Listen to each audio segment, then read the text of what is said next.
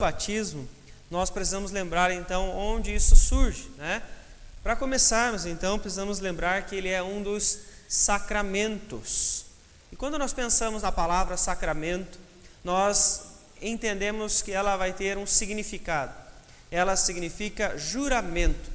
Essa é uma palavra então que você não vai encontrar nas escrituras nessa estrutura, mas esses juramentos que são feitos então pelo povo do Senhor através daquilo que Cristo deixou para nós então cumprirmos.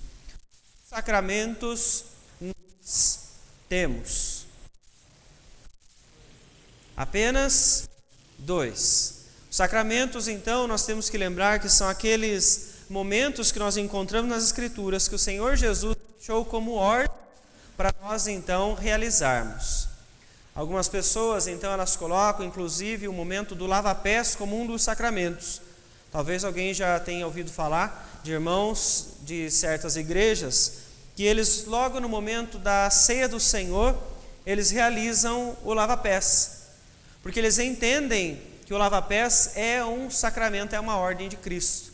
Mas não, quando você lê o texto de João capítulo 13, você vê Jesus dizer: isso eu deixei como exemplo apenas para vocês, exemplo da humildade, exemplo do serviço. Então nós temos apenas 2 sacramentos, o batismo e a Santa Ceia. Então nós temos que entender que esses vão ser símbolos, sinais visíveis da fé que nós temos no nosso Senhor, daquilo que nós vivemos então com Cristo Jesus. Ambos nós encontramos referências para mostrar então que eles são perpétuos, ou seja, a igreja do Senhor, o povo do Senhor, nunca deve deixar de praticá-los, tá? Então nós vamos ver essas referências nas Escrituras. Hoje vamos falar sobre o batismo.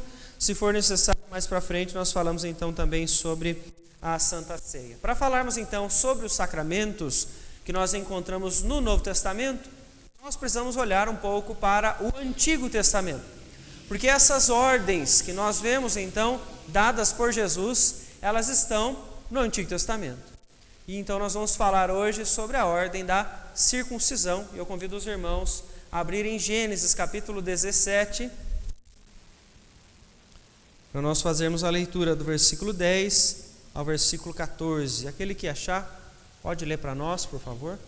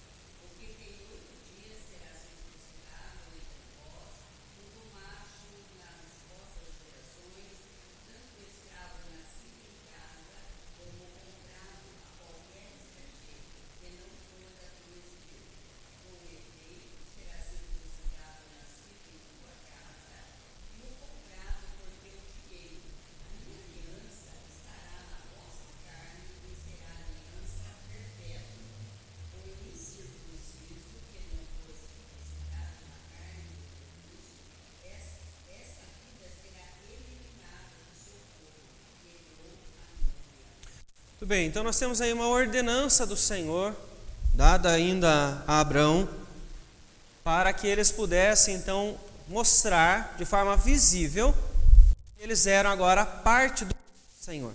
A prática da circuncisão, ela traz o significado de purificação. É a purificação para que eles possam ser povo do Senhor. Porque veja que o texto nos diz, no versículo de número 12, que tanto aquele que é nascido na casa, como aquele que é o estrangeiro, aquele que é comprado, aquele que vem de fora de Israel, para estar no meio do povo, para ser parte do povo, eles deveriam então passar pela circuncisão. Que aí é uma cirurgia, né? Uma microcirurgia, se nós podemos dizer assim, que a palavra nos mostra no órgão sexual masculino, onde se retira uma parte. E essa parte então era considerada a remoção da impureza. É um símbolo apenas. de que esta impureza está sendo tirada daquela pessoa, daquela família, para eles agora se tornarem parte do povo do Senhor.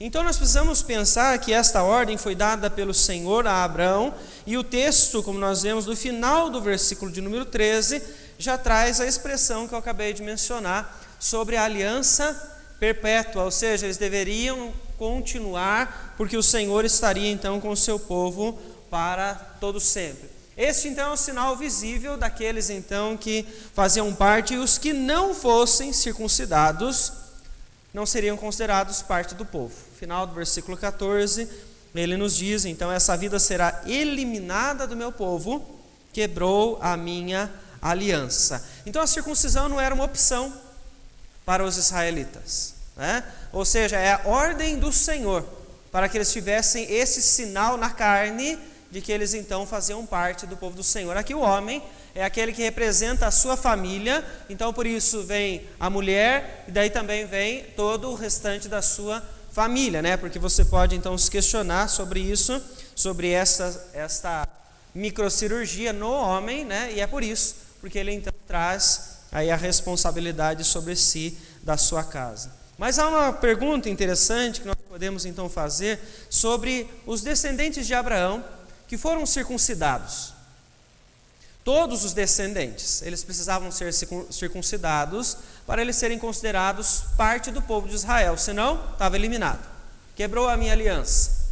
Mas a pergunta então que nós temos que fazer é: a circuncisão garantia a Abraão, quanto aos seus filhos, a salvação? E aí a palavra do Senhor então ela vai nos ajudar a responder. Romanos capítulo 4, versículos de 9 a 11, alguém lê para nós, por favor?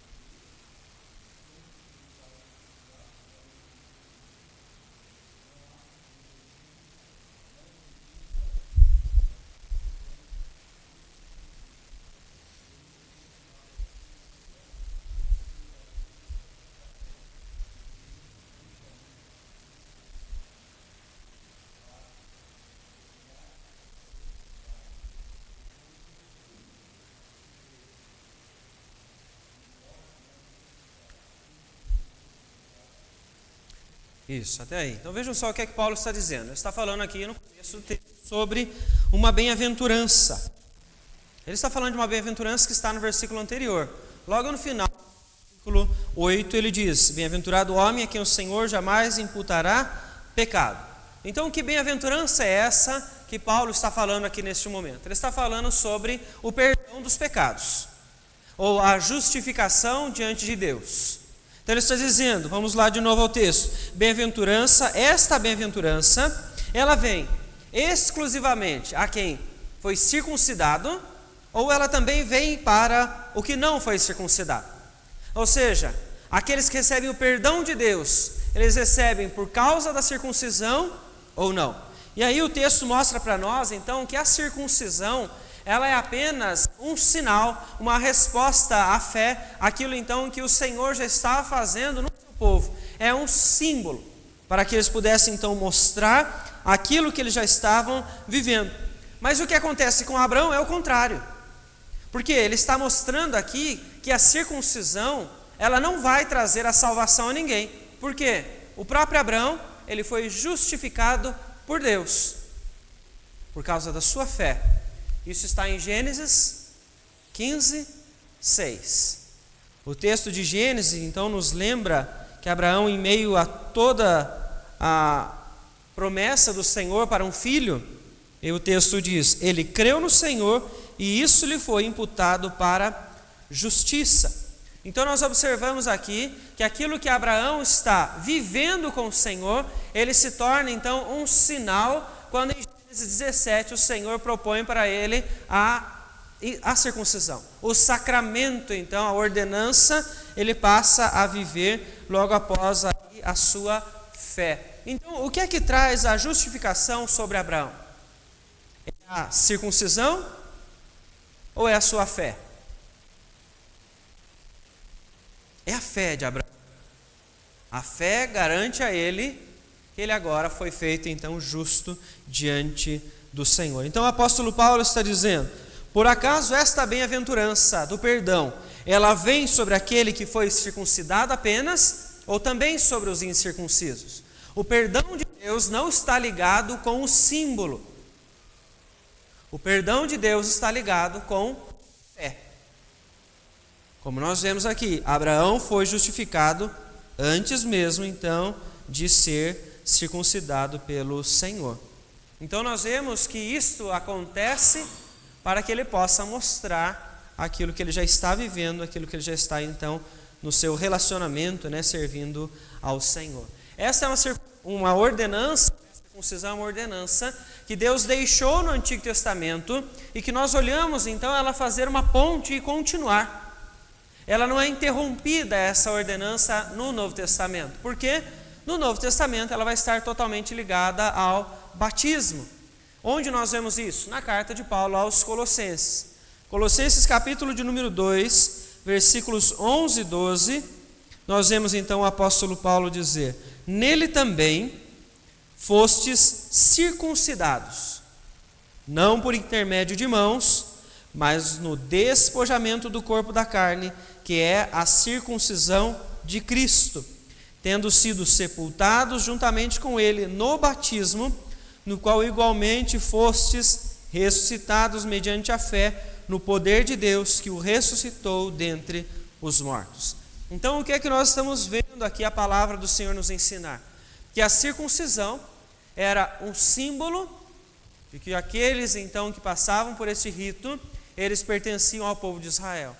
Da mesma forma, Paulo está usando esta imagem para mostrar: o batismo é agora a circuncisão de Cristo. Ou seja, ele é o símbolo deixado agora pelo Senhor para nós pertencermos ao seu povo. O símbolo agora que nós então realizamos na nova aliança. Quando é que ele foi instituído então por Cristo Jesus? Está lá em Mateus capítulo 28, versículo de número 19. Alguém pode ler para nós, por favor?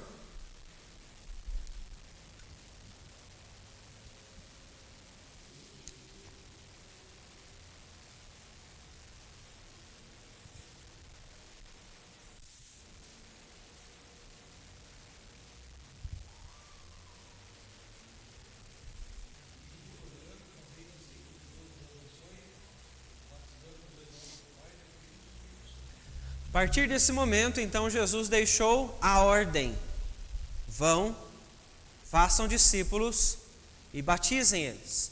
Jesus, então, dá esta ordem para que seja feita em nome do Pai, do Filho e do Espírito Santo, demonstrando, então, a partir daquele momento, o relacionamento que aquela pessoa vai ter com o Senhor através da sua fé. Porque o batismo, da mesma forma como a circuncisão, ele é um sinal visível ou externo daquilo que já está acontecendo no interior dessa pessoa. Mas quando você vê o texto de Mateus, capítulo 28, você encontra então essa expressão, não mais circuncisão, mas batismo. Você então entende que Jesus está dando esta ordem, mas não foi Jesus quem começou a prática do batismo. Você vê inclusive que João Batista, o precursor, aquele que veio antes de Jesus, ele já batizava as pessoas com água, né? Porque isso já era um ritual de purificação. Isso então não vem a partir de Mateus 28. Esse tipo de ritual ele já vem desde o Antigo Testamento, inclusive que o próprio João Batista já continua usando, e depois nós vemos então Jesus instituir isso na religião cristã, ou seja, aqueles que vão se tornar seus servos vão passar agora por este rito também, por este símbolo. Então, se é uma ordem de Cristo, eu posso deixar de cumprir em algum instante? Se algo que Jesus está deixando para nós de forma muito clara, que nós temos que fazer, quando eu opto por não passar pelo batismo, crendo eu em Cristo Jesus, eu estou em total desobediência ao nosso Senhor. Mas então nós observamos, aqueles que são batizados, aqui nós estamos falando independente de idade por enquanto, nós estamos falando daquele que passou pelo batismo, e a pergunta é a mesma quando nós então falamos sobre isso. O batismo, ele é necessário para que alguém seja salvo?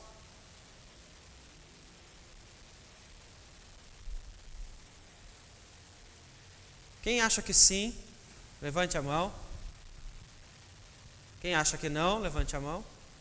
Não. Quem está em dúvida? Batismo é necessário para salvação? O que é que nos salva?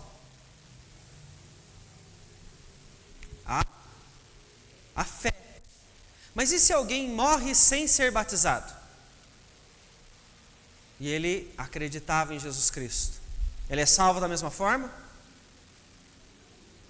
Oi? Ladrão da cruz, um bom exemplo, Então nós precisamos entender isso. O batismo, ele é um símbolo apenas. E ele não traz salvação a ninguém. Esta é uma doutrina que nós precisamos trabalhar em nós, por quê? Porque isso nós trazemos como herança do catolicismo. Nosso país, ele é muito forte, sempre foi muito forte no catolicismo, e dentro do catolicismo, sim, se acredita que se a criança não for batizada e ela morrer, o que acontece? Isso, mas eles antes disso dizem que ela morreu pagã. Foi condenada. Por quê? Porque eles entendem que ao batizar aquela criança, ela já tem garantia da sua salvação. Porque eles entendem que isto é necessário para a salvação. E aí nós vemos uma das doutrinas do catolicismo que distorcem a palavra, porque nós não temos base para isso. Jesus não diz então neste momento, batize eles para que eles sejam salvos. Neste texto não. E aí você pode pegar um outro texto que pode confundir a nossa cabeça nesse momento, que é importante nós olharmos para poder então entender completamente isso.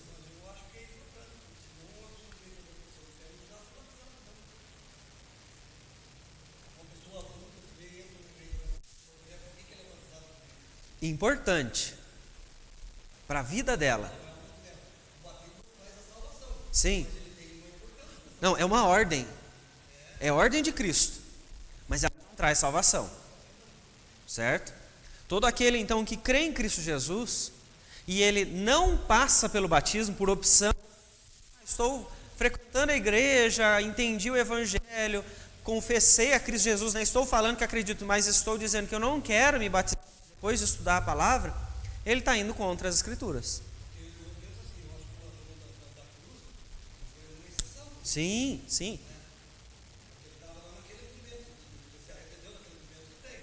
Uhum. Sim, verdade.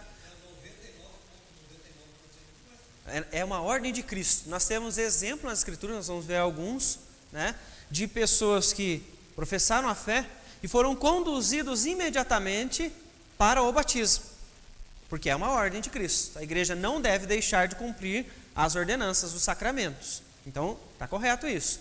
Eles devem participar, mas podem existir exceções, e aí é importante só para a gente definir o que é que define, o que é que nos salva e o que não salva. Então, Marcos 16, um outro momento que Jesus então está falando sobre o batismo. Alguém pode ler para nós, por favor?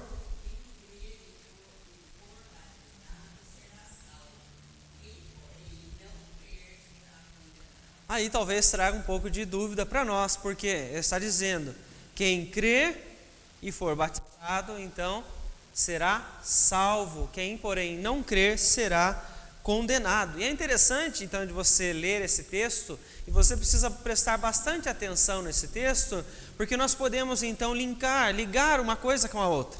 A fé, o batismo, com a salvação. E nós precisamos entender que ele não está dizendo quem crer e então for batizado, ele vai ser salvo. Por quê? Olha a continuação do texto. Quem, porém, não crer e não for batizado, é isso que o texto diz? Não, é apenas uma parte. Porque o que traz salvação ou condenação é apenas a fé. Então o texto mostra para nós que o batismo, ele não traz nem salvação, nem condenação a alguém. Mas é uma ordem de que a pessoa, a partir do momento que ela confiou em Cristo, ela deve ser conduzida ao batismo. E é isso que Jesus está dizendo aqui. Aquele então que se tornou discípulo, aquele que crer, ele então será levado, será conduzido ao batismo. Então há uma questão aqui desse entendimento, para que essa pessoa possa ser salva, para que ela possa então viver com o Senhor e ela então possa aí fazer parte do povo do Senhor e ser conduzida para o batismo. O texto de Atos capítulo 16, o apóstolo Paulo está então anunciando ao carcereiro, ele pergunta o que ele deve fazer para ser salvo, e então a resposta é: creia no Senhor Jesus e será salvo tu e a tua casa. Então, quando nós pensamos nos sacramentos, nós precisamos lembrar que os dois sacramentos, tanto a Santa Ceia quanto o batismo, e aí nós falando especificamente hoje do batismo, ele é um sinal externo. Nossa, ficou bem pequena essa fonte aí, mas eu leio para os irmãos. É um sinal externo do que já está acontecendo dentro daquela pessoa, então é algo visível. Quando a pessoa ela passa então pelo rito, porque é um ritual apenas, é um símbolo, o batismo está demonstrando naquele instante que a purificação do sangue de Cristo Jesus aconteceu na sua vida. E é isso que a água representa. Ou seja, é o lavar. É uma forma simbólica de nós então falarmos que estamos sendo lavados naquele instante, ou que fomos lavados já através da fé por Cristo Jesus. Então, como falamos aqui, não são ritos para salvação, mas obrigatórios para aqueles que querem servir ao Senhor. Cristo Jesus deixou como ordem para nós. Então, aqui eu trago uma frase de Luiz Berkoff, que é um teólogo, falando sobre o batismo, quando ele diz então: a negligência voluntária resulta em empobrecimento espiritual e tem tendência destrutiva, precisamente como acontece com toda desobediência persistente a Deus. Ou seja, se você insiste em desobedecer a Deus, vai trazer destruição, vai trazer tristeza, porque você está se afastando do Senhor. A mesma coisa com essa.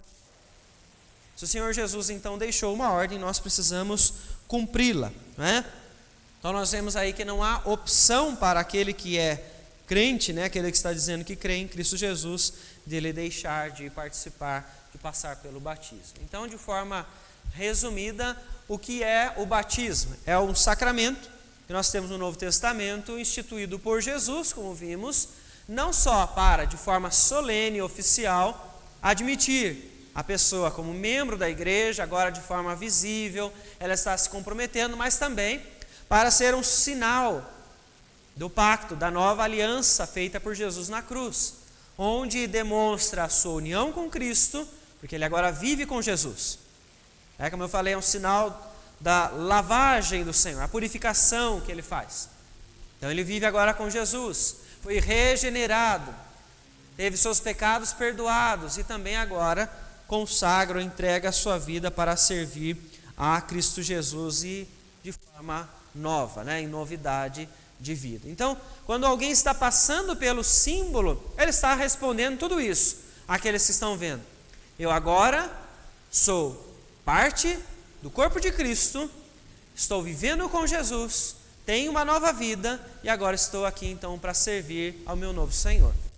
Essa pessoa está mostrando que agora ela já não quer mais viver então escrava dos seus próprios pecados, Ela agora serve a Cristo Jesus. Mas aí também há uma outra questão, outra dúvida que surge quando nós falamos então sobre o batismo, é sobre a forma. Quais são as formas que você já ouviu falar por aí que as pessoas são batizadas? As Você pode me ajudar para pensar? Aspersão e imersão. Vamos então só deixar mais claro. Aspersão, o que seria? Só pulverizar ou pouca água. E imersão? Mergulhar ou afundar a pessoa em grande quantidade de água. Então nós temos aqui uma grande discussão, porque nós, presbiterianos, nós seguimos uma linha por opção. Eu vou trazer aqui para os irmãos os textos bíblicos, por que nós então optamos assim, mas nós vamos encontrar outros irmãos em Cristo, são de outras igrejas evangélicas, que professam a fé em Cristo Jesus e que fazem por imersão. Mas porque o fulano de tal, ele mergulhou nas águas, ou desceu nas águas, com uma expressão que as pessoas às vezes usam, então agora eu já não vou mais considerar ele irmão. Eu posso então dizer que aquela pessoa não vive como igreja, não crê em Cristo Jesus, pela quantidade de água que foi usada no batismo dela?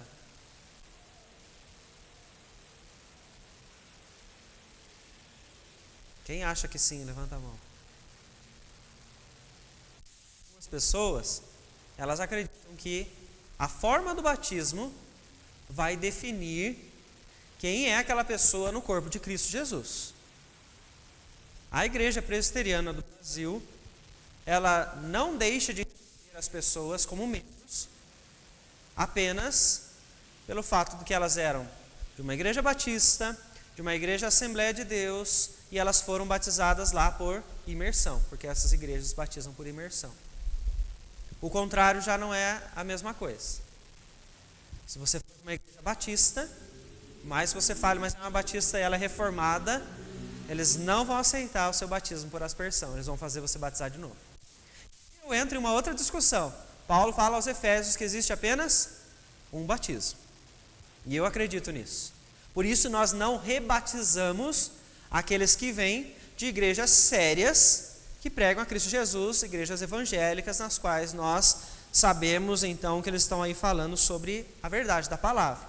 Diferente do que nós então encontramos em alguns casos de pessoas que vêm de seitas, de igrejas neopentecostais, ou até mesmo vindas do catolicismo romano, porque eles têm um pensamento, um entendimento diferente do que é o batismo.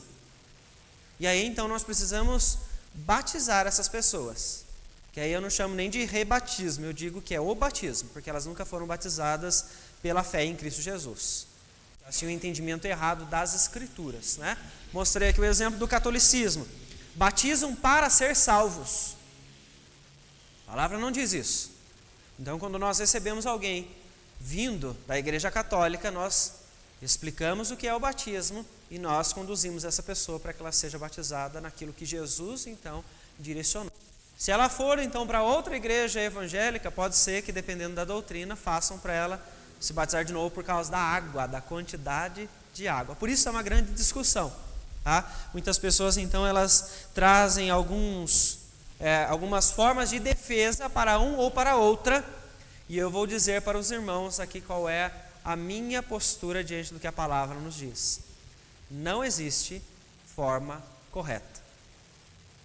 Não existe um texto claro, e eu vou mostrar agora para os irmãos, que diga qual é a quantidade de água que nós temos que usar.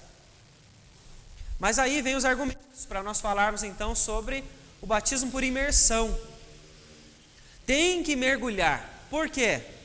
E aí nós então podemos trazer aqui a questão do seu significado. As pessoas então dizem que o significado do batismo é imergir. E quando você olha para as Escrituras, você precisa então pegar essa linha de raciocínio e aplicar em todos os textos onde você vai falar sobre o batismo. Eu quero ler então com os irmãos para ver se nós podemos aplicar ele da mesma forma.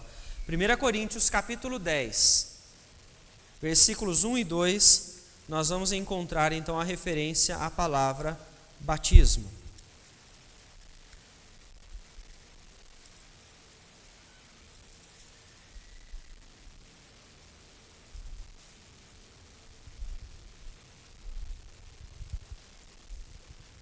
Alguém pode ler para nós, por favor?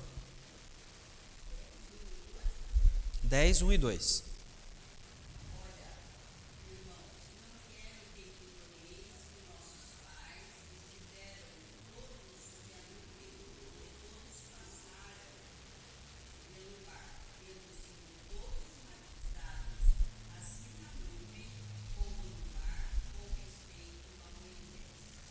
Muito bem, então se nós formos por essa linha de raciocínio que eu acabei de trazer, de que você pode trocar então o significado de batismo para falar então que eles imergiram em todos os momentos, você faz esse exercício no texto, dizendo então no versículo de número 2, tendo sido todos submersos, imergidos, afundados em água, assim na nuvem como no mar, com respeito a Moisés.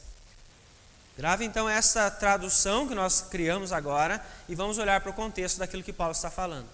Sobre que parte da história que o apóstolo Paulo está se referindo aqui? Qual é a parte da história de Israel então que ele está mostrando que eles foram batizados? Saída do Egito. E o próprio texto mostra para nós então que eles passaram pelo mar. Quando nós olhamos o Antigo Testamento, nós sabemos como é que eles passaram pelo mar. Foi nadando? A seco. Essa é a questão. Se eles passaram a seco, então eu não posso considerar a mudança dessa palavra para dizer que em todos os lugares que a palavra fala sobre batismo, ela fala sobre imersão. Porque aqui Paulo está dizendo que o que aconteceu com Israel na passagem pelo mar a pés enxutos é o mesmo que acontece com as pessoas quando elas são batizadas, quando elas passam pelo batismo. O que é o batismo? É um símbolo de purificação, que não começou no Novo Testamento, mas que ele já vem desde o Antigo Testamento. Já acontecia isso. Então o Senhor já purificava o seu povo para que eles pudessem servi-lo. Ao passar pelo mar, o Senhor os purifica. Esse é o significado. Mas aqui nós não podemos dizer então a quantidade de água, até porque eles passaram a pés enxutos. Não posso usar então esse tipo de argumento para dizer que as Escrituras ensinam que a imersão é a forma correta. Não posso usar esse argumento, desconsidere. Tá? Outro argumento que nós temos é o de João Batista, né? Onde é que João Batista então ele realizava os batismos?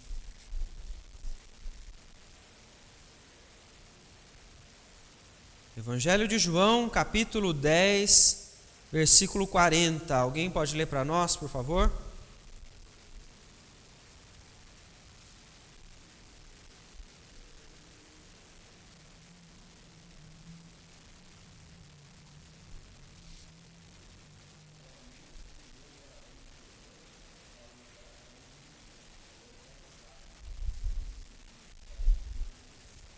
No Rio Jordão. O fato apenas, então, de que João Batista realizava os seus batismos no Rio Jordão, algumas pessoas, então, elas já entendem que por causa de ser num rio, obrigatoriamente eles tinham que imergir. Você pode usar essa raciocínio e pensar, bom, eles poderiam imergir? Poderiam. Mas poderiam também não imergir? Poderiam. Eu não tenho como afirmar se é um ou se é outro. Então é mais um argumento que eu preciso desconsiderar aqui, porque ele não prova para nós que em todos os momentos as Escrituras então falam que a imersão é a forma correta. Outro argumento está com Jesus. Quando nós vemos então o próprio batismo de Jesus, Marcos capítulo 3, versículos 15 e 16.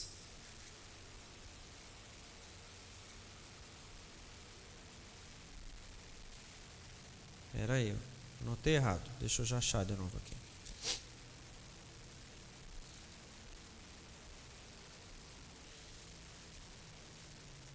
Mateus capítulo 3, não é Marcos, capítulo 3, desculpa.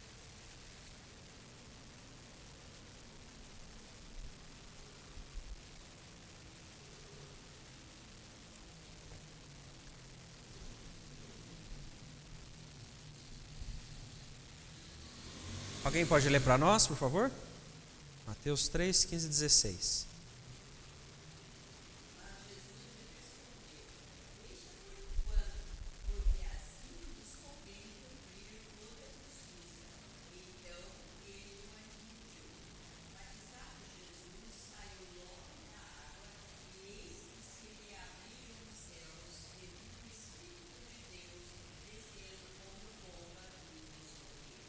Tudo bem, então, o que as pessoas utilizam é, mais uma vez, né, João Batista está aqui presente e estão no Rio Jordão. O fato, então, de Jesus ter sido batizado no rio, traz para essas pessoas que ele imergiu, inclusive pelo versículo 16, quando diz, batizado Jesus, saiu logo da água. Quando você lê essa expressão, você automaticamente entende a quantidade de água que tinha aqui? Que Jesus mergulhou ou ele poderia estar apenas com os pés na água? Não temos uma referência concreta para dizer quanto de água. E o que nós precisamos lembrar aqui neste momento, né, que está acontecendo no versículo 15, ele diz, deixa por enquanto, porque assim nos convém cumprir toda a justiça. O que é que Jesus está dizendo aqui? Que ele precisa cumprir a lei também. Cumprindo a lei. O que é que está acontecendo neste momento? Jesus está sendo consagrado para ser sacerdote, para poder servir ao Senhor. Isso estava na lei. Quando você olha o Antigo Testamento, você observa então que um sacerdote consagrava o outro. E qual era a forma da consagração? A aspersão. E não era imersão. Para que eles pudessem então servir ao Senhor. Então, se nós formos nessa linha de entendimento do que o texto está dizendo, que o próprio Cristo fez, cumprir a justiça, cumprir a lei, você já retira então esse argumento que Jesus passou por imersão e que todos devem então imergir para ser batizados. Tá? Então, nós vemos que está acontecendo um outro rito aqui com Jesus também, desconsiderando este argumento. O último, que nós ouvimos muito, sobre Filipe e o eunuco. Atos capítulo de número 8.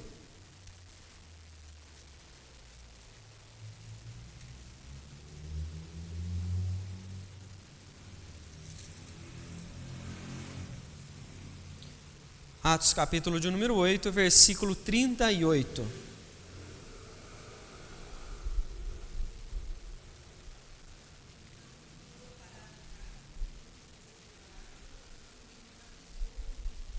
Isso, então aqui há uma expressão de descer a água, né? A história nós sabemos então que Filipe ouve o eunuco falando na carruagem, e ele vai lá, prega o evangelho e este homem se converte. E aí mais uma vez o texto, né? Creu e foi batizado, porque Filipe conduz ele para o batismo. Mas o texto fala para nós de algo muito interessante que nós não podemos deixar de prestar atenção, que ele diz, então mandou parar o carro. E quem desceu as águas? Os dois.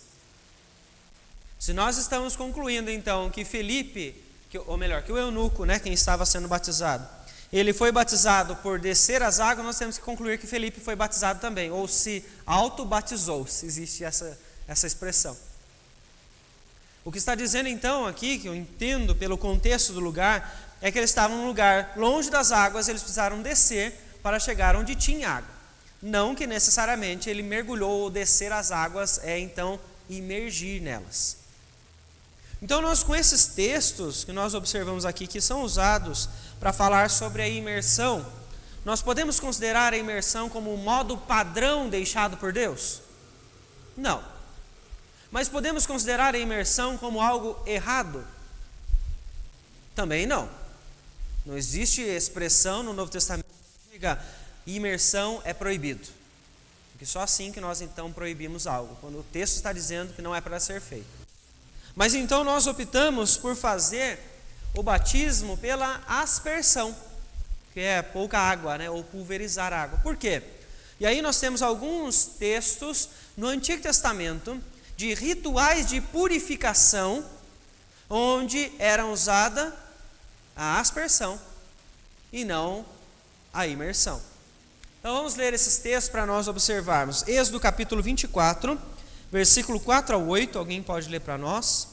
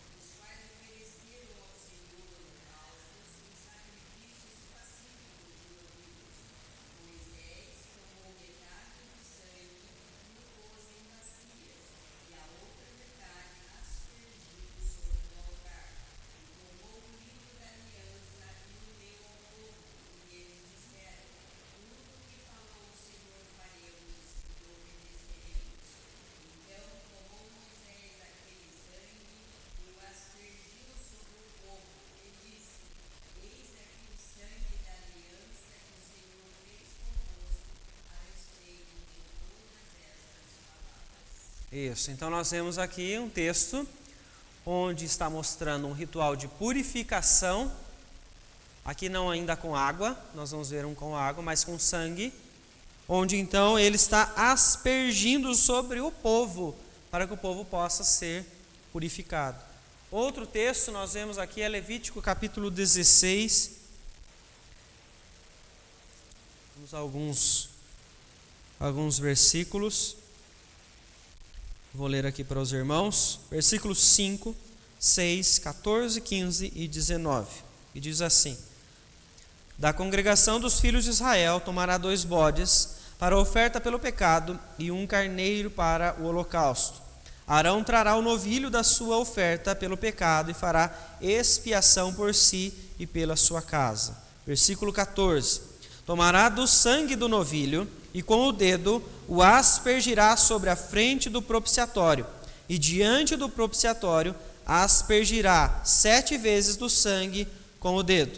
Depois imolará o bode da oferta pelo pecado, que será para o povo, e trará o seu sangue para dentro do véu, e fará com o seu sangue como fez com o sangue do novilho. Aspergi-lo-á no propiciatório e também diante dele. Versículo 19: Do sangue aspergirá com o dedo 7 vezes sobre o altar e o purificará, e o sangue santificará das impurezas dos filhos de Israel. Então, mais uma vez, um ritual de purificação, onde a aspersão é utilizada. Mais um texto do Antigo Testamento, Ezequiel capítulo 36, versículo 25.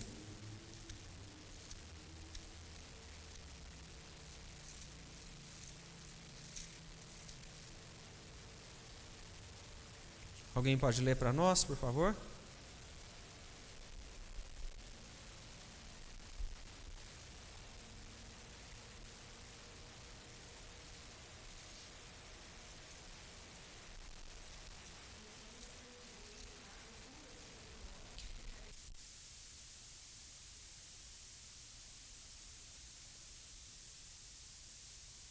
Isso, muito bom. Então o texto diz: aspergirei, agora não é sangue, né? O ritual de purificação é com a água.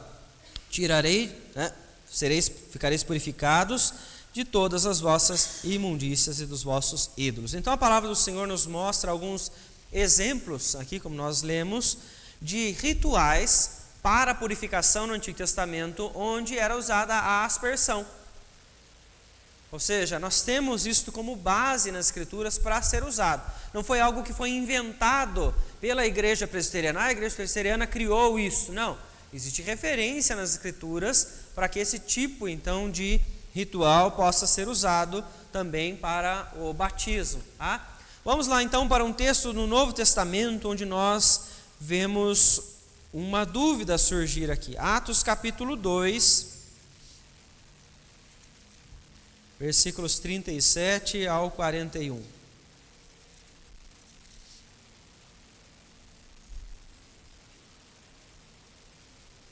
Alguém pode ler para nós, por favor?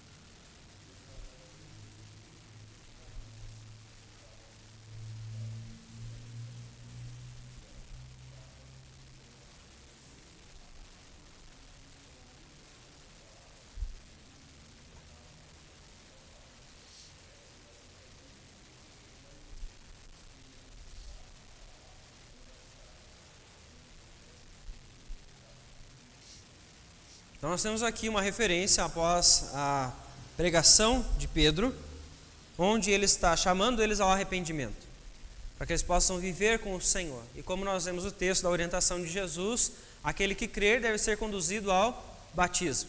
E é o que acontece. Só que aqui no caso nós temos no versículo 41 uma grande multidão. Nós temos 3.000 pessoas, quase 3.000 pessoas que foram então batizadas.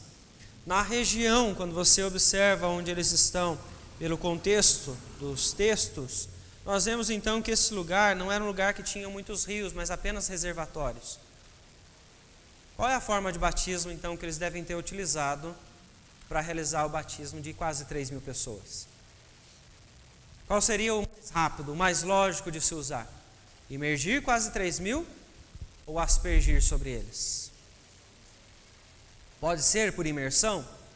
Pode, mas do meu ponto de vista, eu acho que seria mais prático, mais rápido para eles fazer por aspersão, já que eles trazem desde o Antigo Testamento esse tipo de prática para a purificação também sobre o povo, ou seja, em grande quantidade. Então nós, Igreja Presbiteriana do Brasil, nós temos esta opção.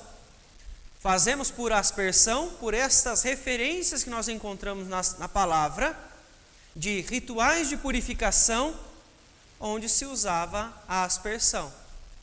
Eu acho este método, esta forma, muito mais fácil quando eu penso em algumas circunstâncias. Eu sempre comento isso quando eu vou falar sobre o batismo, porque algumas igrejas, elas forçando a imersão, elas geram constrangimento. Porque as pessoas podem estar acamadas, podem estar doentes, e você levar essa pessoa pela doutrina da igreja à imersão, pode trazer um grande constrangimento a essa pessoa. Ela pode estar vivendo uma pessoa idosa, doente, e você levar ela a mergulhar completamente num rio gelado, você pode levar essa pessoa a um constrangimento. A família a um constrangimento de que ela é obrigada a fazer isso, para ela então fazer parte da igreja. Enquanto se você for pensar numa lógica de aspergir sobre a pessoa que está acamada no leito do hospital e ela não vai mais sair dali, e você pode ir, o ministro pode ir até o hospital para batizar essa pessoa, tornando ela membro da igreja, isso então traz muito menos constrangimento. Eu acho mais acolhedor seguir então nesta forma. É proibido levar à imersão? Não. As escrituras não dizem isso e nós não podemos então dizer que os irmãos que o fazem estão errados. Mas eu fico muito mais tranquilo em optar pela aspersão, pelos textos que nos trazem base para fazer isso e pelas circunstâncias então que nós vemos que muitas pessoas estão e precisam passar pelo batismo. Se então a forma do batismo não nos importa, desde que ela seja feita da forma correta, a última pergunta que nós precisamos responder hoje é: por que então nós usamos a água? E os textos que nós fizemos leitura, eles já nos ajudaram então a responder, e esses outros ainda enfatizam isso. A água era usada como símbolo de purificação, Você vai encontrar essa referência inclusive no Novo Testamento, em João capítulo 2, versículo de número 6, quando eles estão na festa, nas bodas de Caná. Então o texto diz: estavam ali 6 talhas de pedra que os judeus usavam para as purificações, e cada uma levava 2 ou 3 metretas. Ou seja, mais uma referência de que a água era usada pelos judeus para a purificação. Então nós usamos a água apenas como um símbolo. A quantidade de água que é usada para nós não traz então tanta importância. Se você me disser assim: eu conheço pessoas que se dizem presbiterianas e as igrejas presbiterianas estão realizando o batismo por imersão, eu não vou ter problema algum com isso, porque para mim a quantidade, pelo que a palavra nos diz, não é o que mais importa. Importa o significado daquele momento. Se ele não está sendo direcionado para entender aquele instante como um momento para a sua salvação, está sendo feito em nome do Pai, do Filho e do Espírito Santo, como Jesus orientou, então este batismo pode ser considerado como um batismo que está agradando ao nosso Senhor. A dúvida então que nós vamos deixar hoje com todas essas coisas, porque nós até falamos aqui sobre o texto de Marcos 16, e daí vem esta dúvida sobre as nossas crianças. Por que então nós batizamos as crianças?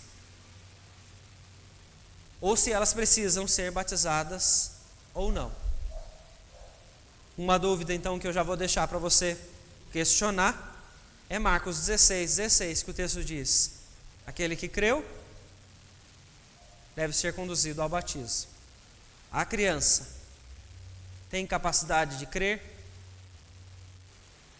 E aí fica então essa dúvida para você mesmo pensar, porque nós vamos responder essas perguntas só na semana que vem, tá? Então o que nós aprendemos hoje com o batismo? O batismo não é para a nossa salvação, é apenas um símbolo para a purificação, mas é a ordem de Cristo.